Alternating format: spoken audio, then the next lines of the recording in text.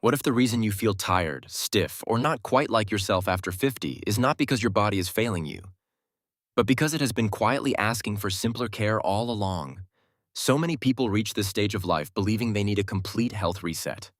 A strict meal plan, a punishing workout schedule, a perfect morning routine, and the kind of discipline that feels exhausting before it even begins. And that is exactly why so many give up.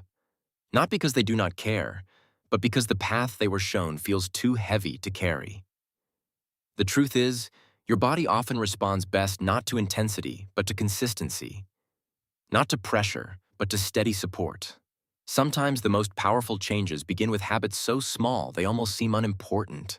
Until your energy starts lifting, your sleep becomes deeper, and your days stop feeling like something you have to push through. If you have been wanting to feel healthier without turning your life upside down, this message is for you. In this video, we are not talking about extreme diets, complicated wellness trends, or routines that only work for a week. We are talking about simple daily habits that fit real life after 50. Habits that gently support your body through better nourishment, easier movement, and more restorative rest. Because staying healthy should not feel like one more burden.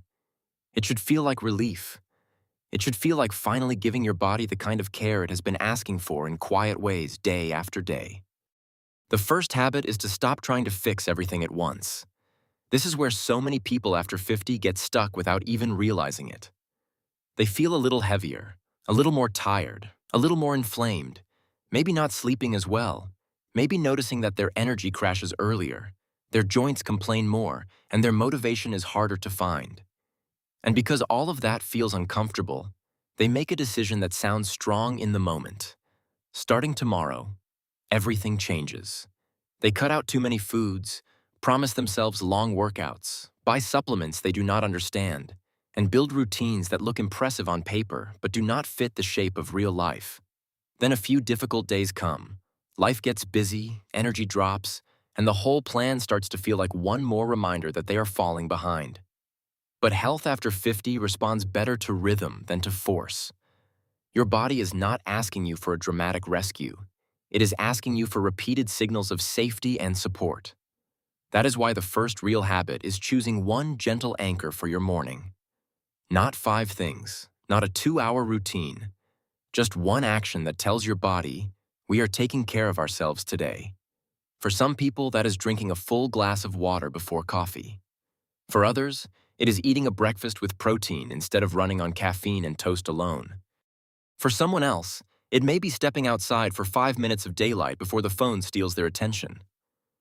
The solution sounds small because it is small, but that is exactly why it works. The benefit is that your morning stops feeling like a chaotic launch into stress and starts feeling more steady, which can influence energy, appetite, and mood for the rest of the day.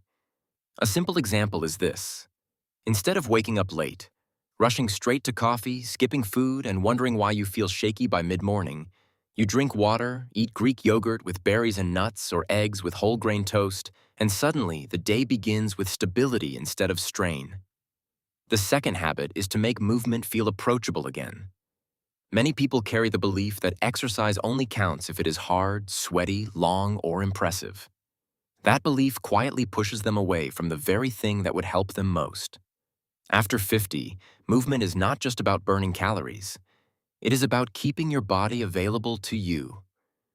It is about staying able to get up from a chair with confidence, walk stairs without fear, carry groceries without strain, and protect balance, circulation, and joint comfort over time.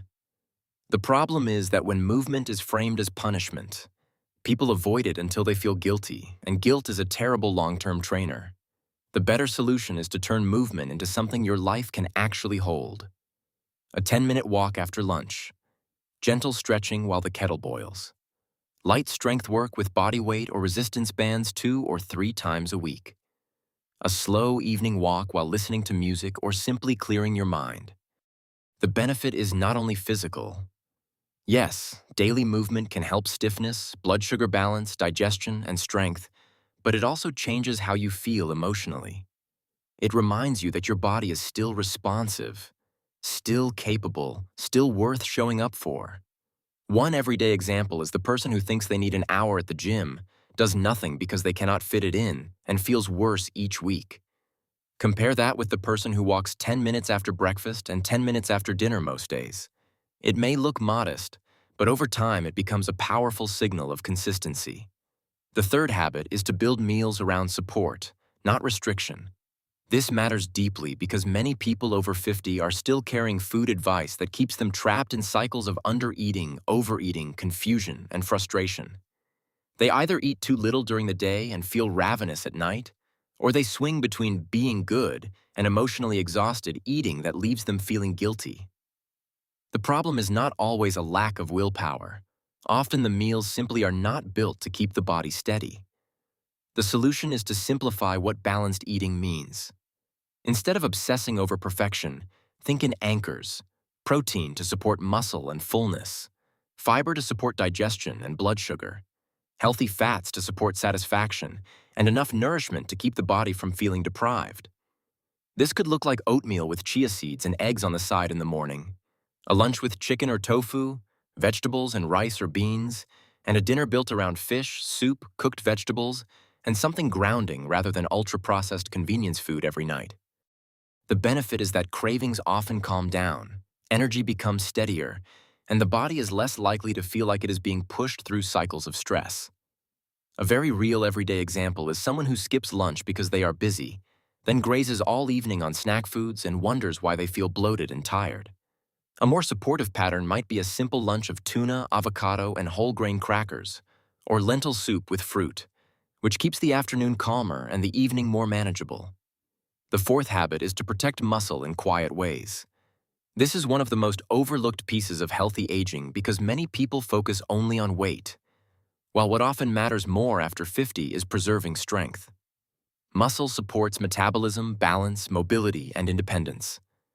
When strength slowly declines, everyday life becomes more tiring without obvious warning signs at first. Carrying laundry feels harder. Standing for longer periods feels draining.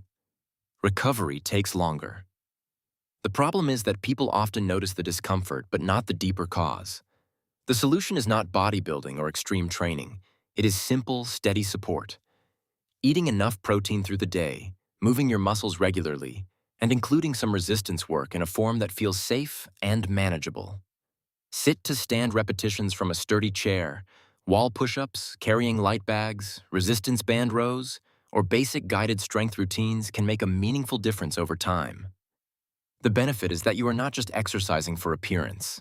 You are investing in how your future body will function. A strong example is someone who starts doing 10 sit-to-stands each morning while waiting for breakfast, a few wall push-ups in the kitchen, and a short resistance band routine twice a week. It may seem almost too simple, but months later they notice the stairs feel easier and their confidence has returned. The fifth habit is to stop ignoring sleep just because poor sleep has become common. Common does not mean harmless. Many adults over 50 assume tiredness is simply part of aging, but often the body is dealing with a sleep routine that is inconsistent, overstimulated, or never truly restorative. The problem is that people try to solve daytime fatigue with more caffeine, sugar, or sheer effort, while the deeper issue remains untouched. The solution is to build an evening that gently lowers stimulation. This means noticing what happens in the 2 hours before bed. Heavy meals, bright screens, upsetting news, late caffeine, irregular bedtimes, or lying down with a nervous system still racing can all make sleep feel shallow. A better pattern might include dimmer lighting, a lighter dinner, a warm shower, stretching, quiet reading, calming music, or simply going to bed at a more consistent time. The benefit is not only more sleep, but often better quality sleep, which can influence hunger, mood, pain sensitivity, memory, and resilience the next day. An everyday example is someone who dozes off in front of the television, wakes at midnight, and struggles to fall back asleep. Compare that with someone who turns the television off earlier, prepares for bed on purpose, and gives the body clearer signals that rest is safe and expected. The sixth habit is to reduce invisible stress in the body. This is where many health routines fail because they focus only on visible behaviors like food and exercise, while the nervous system remains overloaded all day. Stress does not always look dramatic.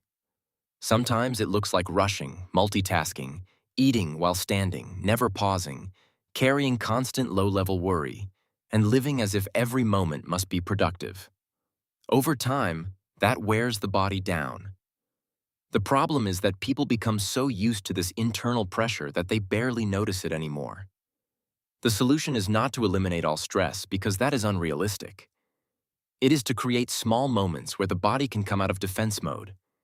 That might be 5 slow breaths before meals, a short walk without your phone, sitting in silence for 2 minutes before starting the car, stepping outside in the morning light, praying, journaling, or simply choosing one less obligation when your week already feels too full. The benefit is subtle at first, but powerful. Digestion often improves. Irritability softens. Sleep can become easier. Emotional eating may lessen because the body no longer feels like it is bracing all day long. A very human everyday example is the person who moves from task to task without stopping, eats quickly, feels tense by late afternoon, and crashes into the evening. A more supportive version is pausing for 1 minute before lunch, breathing more slowly, sitting down while eating, and allowing the body to register that it is not in a constant emergency. The 7th habit is to make your environment work with you instead of against you.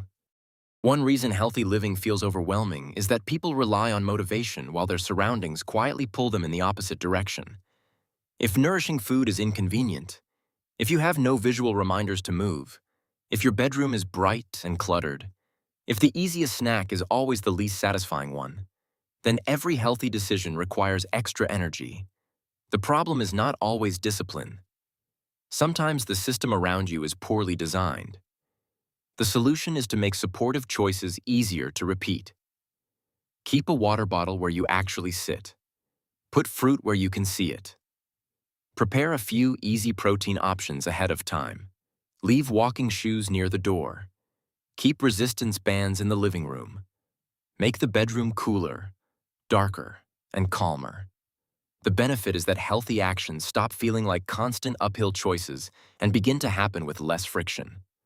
One simple example is placing a bowl of apples on the counter, boiled eggs in the fridge, and your walking shoes by the entrance. Suddenly, the healthier choice no longer requires a speech, just a small decision. And finally, the habit that holds all the others together is to stop measuring success by intensity and start measuring it by repeatability. This changes everything. Because the truth is, the best habit is not the one that sounds the most impressive. It is the one you can still do when you are tired, busy, unmotivated, or having an imperfect week. After 50, your body benefits most from practices that are kind enough to continue. That means a breakfast you can actually make, movement you do not dread, meals that satisfy instead of punish, sleep routines that calm instead of frustrate, and stress relief that fits into ordinary life. The problem with all or nothing thinking is that it makes one missed day feel like failure. The solution is to think in terms of returning, not restarting. Missed your walk yesterday. Walk today. Ate poorly at lunch? Make dinner more balanced. Slept badly? Protect tonight instead of giving up on the whole week. The benefit is emotional as much as physical. You stop living in constant guilt and begin building trust with yourself again. And that trust is healing. A deeply relatable example is the person who misses 3 days of their routine and decides they have fallen off track, compared with the person who simply says, "Today I will drink my water, take my walk, and eat one balanced meal." That person keeps moving forward. And that is what daily health after 50 really looks like. Not perfection, not pressure, not overwhelm, just a series of simple, supportive choices that tell your body again and again, "I am still taking care of you." But here is something many people need to hear right in the middle of this conversation. If healthy living has started to feel overwhelming, that does not automatically mean you are doing too little. Sometimes it means you have been trying to carry health in the heaviest way possible. So many adults after 50 are not failing because they lack discipline. They are exhausted because every message around them tells them to fix everything at once, cut out everything they enjoy, push harder, wake earlier, do more, buy more, track more, and somehow stay calm while doing it. That is not support. That is pressure wearing a mask. And pressure can make even good habits feel like punishment. So pause here for a moment and ask yourself a gentler question. What if your body is not asking for a complete transformation this week? What if it is simply asking for less chaos, a little more nourishment, a little more movement, and a little more rest than it got yesterday? That shift matters. Because when you stop treating health like a test you must pass, it starts becoming a relationship you can rebuild. A short walk is not too small. A balanced breakfast is not insignificant. Going to bed a little earlier is not lazy. Drinking water before another cup of coffee is not pointless. These are not tiny things when they are repeated. These are the quiet habits that slowly teach the body to feel safer, steadier, and more supported. And the beautiful part is this. Once the body begins to feel better, it often becomes easier to keep going. Not because you forced it, but because you finally worked with it. So if you've been waiting for the perfect moment to begin, let this be the interruption you needed. You do not need a dramatic restart. You need one caring choice, then another, then another. That is how real health returns, and that is how it stays. If there is one thing to remember from this video, let it be this. Staying healthy after 50 does not have to feel extreme to be effective. The habits that matter most are often the ones that feel calm enough to repeat. Drinking water, eating balanced meals, moving a little every day, protecting sleep, and lowering stress where you can. When these simple actions become part of your rhythm, they stop feeling like chores and start feeling like care. Your body does not need perfection from you. It needs consistency, patience, and small daily signs that you are still listening. And if this message spoke to where you are right now, leave a comment with the one simple habit you want to start today. And save this video so you can return to it whenever life begins to feel too heavy again.